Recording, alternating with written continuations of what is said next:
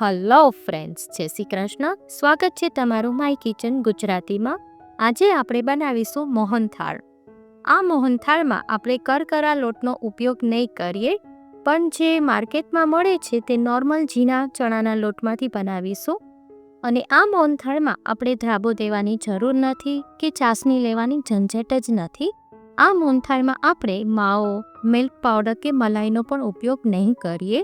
આમાં આપણે કોઈ પણ કલરનો ઉપયોગ પણ નહીં કરીએ, છતાં પણ એકદમ દાણેદાર અને હવેલીના પ્રસાદ જેવો મોહનથાળ તૈયાર કરીશું. તો બધી જ ટિપ્સ અને ટ્રિક્સ સાથે મોઢામાં મૂકતા જ ઓગળી જાય તેવો સોફ્ટ મોહનથાળ તૈયાર કરીશું. અને જે બિગનર હશે એ પણ ઇઝીલી બનાવી શકશે. તો ચલો બનાવવાની શરૂઆત કરીએ. મોહનથાળ બનાવવા માટે આપણે એક હેવી બોટમની કડાઈ લઈશું. ત્યારબાદ આપણે એક બાઉલ કોઈ પણ સેટ કરી લેવાનો છે. એ જ બાઉલના માપથી આપણે બધી જ વસ્તુ લઈશું. આમાં મેં એક બાઉલ ઓગાળેલું ઘી લીધેલું છે. આમાં આપણે ઘીને પીગાળીને જ લેવાનું છે. ત્યારબાદ એ જ બાઉલના માપથી આપણે એક બાઉલ ચણાનો લોટ લઈશું. આ જે ચીનો ચણાનો લોટ માર્કેટમાં મળે છે એ જ મેં લીધો છે. હવે આ ચણાનો લોટ છે એને પણ એમાં લઈ લઈશું. આમાં તમારી પાસે ચણાનો લોટ કોઈ તો તે, નહીં તો બેસન પણ, બેમાંથી જે અવેલેબલ હોય તે ચાલશે. હવે ચણાના લોટને આ રીતે ઘીમાં થોડું આપણે મિક્સ કરી લેવાનું છે. જો આ રીતે થોડું ઘીની અંદર ચણાનો લોટ મિક્સ થઈ જાય પછી એની અંદર આપણે 1/4 કપ રવો અથવા સૂજી જે તમારી પાસે અવેલેબલ હોય તે ચાલશે તે લેવાનું છે.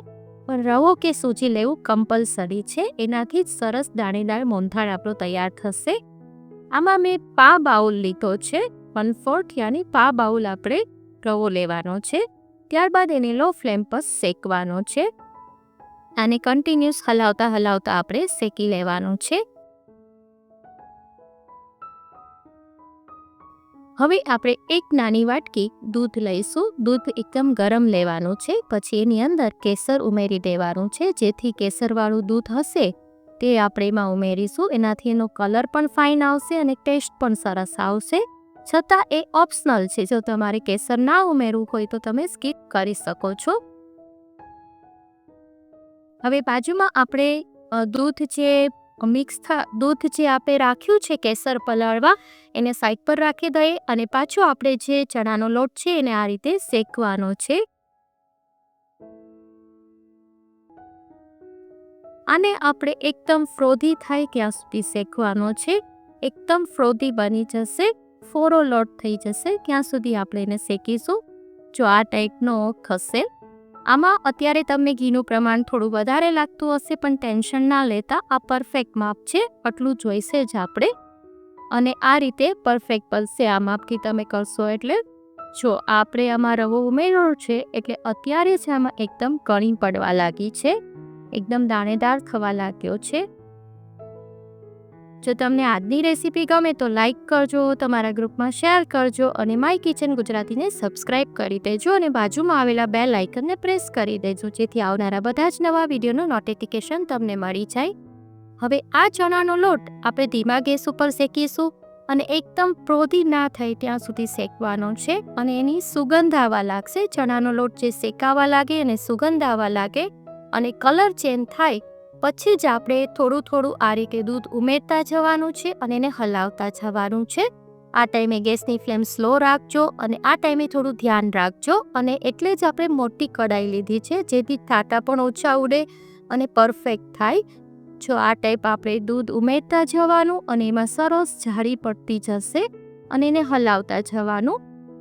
બધું દૂધ એકી સાથે નથી ઉમેરવાનું. આ રીતે થોડું થોડું ઉમેરતા જવાનું અને કરતા જવાનું. જો આ રીતે બધું જ દૂધ ઉમેરાઈ જશે પછી આ ટાઈપનું સરસ એનો કલર પણ ચેન્જ થઈ જશે અને એકદમ સોફ્ટ બની જશે, પ્રોધી થઈ જશે. જો આ ટાઈપનું થવા માંડશે.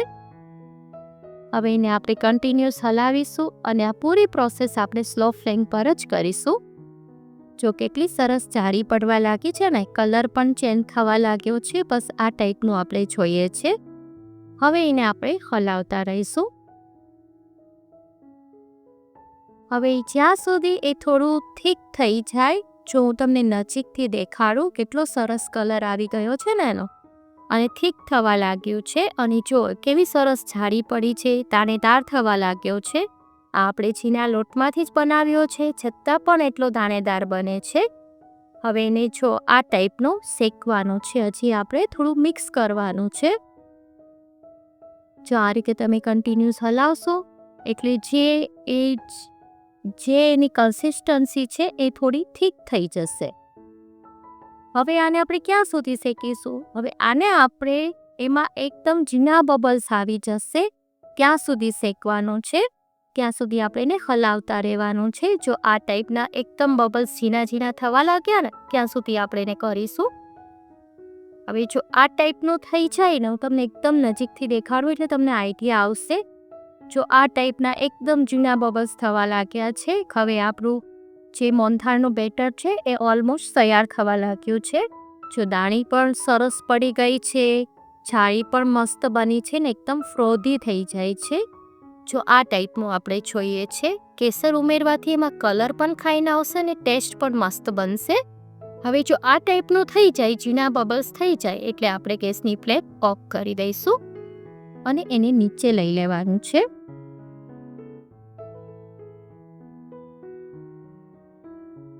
હવે એને આપણે ગેસ ઉપરથી નીચે લઈ લઈએ અને એને થોડું ઠંડુ થવા દઈએ. ત્યાં સુધી આપણે એક પ્લેટને ઘીથી ગ્રીસ કરી લઈએ. જેમાં આપણે મોહનથાળ જમાવો છે તે પ્લેટ લઈ લેવાની છે. હવે એની અંદર આપણે અડધી ચમચી એલચી પાવડર ઉમેરીશું અને થોડું જાયફળ ક્રશ કરીને ઉમેરી દઈશું.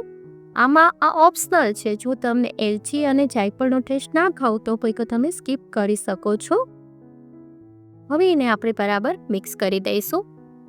હવે એને આ રીતે આપણે થોડું ઠંડુ થવા દેવાનું છે. 10 થી 15 મિનિટ સુધી એને ઠંડુ થવા દેવાનું છે. ગરમ નથી રાખવાનું. જો આ ટાઈપનું વોર્મ થઈ જાય પછી તમારે એની અંદર 3/4 બાઉલ આપણે એમાં ખાંડનો પાવડર ઉમેરીશું. એટલે કે પોણો બાઉલ આપણે યુઝ કર્યો છે. ખાંડને મિક્સરમાં મેં દળીને લઈ લીધી છે અને એકદમ ફાઇન પાવડર કરી લીધો છે. હવે એને પણ બરાબર મિક્સ કરી દઈશું. જો આમાં આપણે નથી ચાસણી લીધી કે નથી લોટને ધ્રાબો આપ્યો કે નથી કરકરો લોટ યુઝ કર્યો, છતાં પણ મોહનથાળ એટલો મસ્ત બને છે. જો કેટલી સરસ દાણી દેખાય છે ને, એકદમ જાળીદાર બની ગયો છે. હવે એને આપણે મિક્સ કરી દઈશું. જો આ ટાઈપની કન્સિસ્ટન્સી થઈ જશે. હવે આપણે જે પ્લેટમાં ગ્રીસ કરી છે એમાં મોહનથાળ લઈ લઈએ. આ ટાઈમે મારે થોડી પ્લેટ મોટી લેવાઈ ગઈ છે એટલે તમે થોડી નાની પ્લેટ લેજો એટલે સરસ જાડા પીસ પડશે. હવે એને આપણે ઇવનલી સ્પ્રેડ કરી દઈશું. પછી એના ઉપર આપણે બદામ અને પિસ્તાથી ગાર્નિશ કરીશું. આમાં તમે તમારા ચોઈસના કોઈ પણ નટ્સથી ગાર્નિશ કરી શકો છો. હવે એને એકદમ આપણે ઠંડુ થવા દેવાનું છે. રૂમ ટેમ્પરેચર પર ઠંડુ કરવાનું છે. આને તમે પંખા નીચે પણ ઠંડુ કરવા રાખી શકો છો.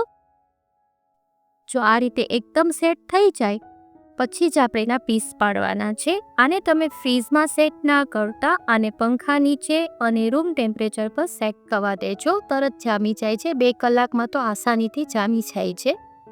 પછી આપણે એના બધા પીસ કરી લઈશું. બસ આમાં તમારે થોડી જ વાતનું ધ્યાન રાખવાનું છે. આમાં આપણે લોટ ધીમા ગેસે શેકવાનો છે. રવો કે સૂજી લેવાનો છે.